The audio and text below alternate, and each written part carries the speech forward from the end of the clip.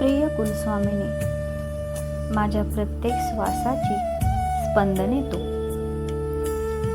तुला माझ्या मनातील भावना मी रोज बोलते. तुझ्याकडे पाहून मनातील वादळांना मी शांत करते.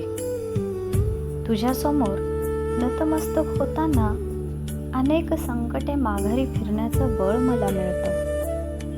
तू खरंच प्रत्यक्षात आहेस का नाही माहिती नाही, पण हे वेडे मन असं समजतंय की तू सर्व पाहती आहेस, मला जाणती आहेस.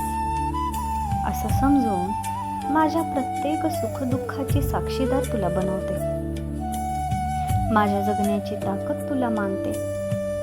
आणि म्हणूनच आले जरी काही अश्रू तरी तुझ्या समोर मी निसंकोच मनमोकळेपणाने वाहून घेते. हा आपला ऋणानुबंध समजू का ग? का तुझीवरची माया? काही कळत नाही बघ मला. जेव्हा मला एकटेपणा वाटतो, भावनांचा कल्लोळ मनात दाटतो, तेव्हा तुझ्या समोर बसून न बोलताही सर्व काही बोलून जाते बघ तुला. आणि त्यावेळी मनातील वादळांना पूर्णविराम देऊनच नव्याने सुरुवात करते. माणसे रोज सहवासात असूनही समोरच्याची भावना ओळखत नाहीत. काहीतरी स्वार्थापोटी भावना कोलमडून टाकतात. पण तू एक अशी आहेस की तुला कसलीही अपेक्षा नाही, तुझा कसलाच अट्टहास नाही. तरीही प्रत्येक संकटांना दूर करण्यासाठी माझ्या समोर तू उभी असतेस. तुझं असणं माझ्या आयुष्यात हे मी आता स्वीकारले. फक्त मागणं माझं आजच्या दिवशी तुला.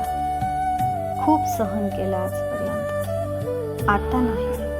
काही सहन करण्याची शक्ती नाही. सुख जास्त नकोय ग मला, थोडंच दे, पण कायम स्वरूपी दे.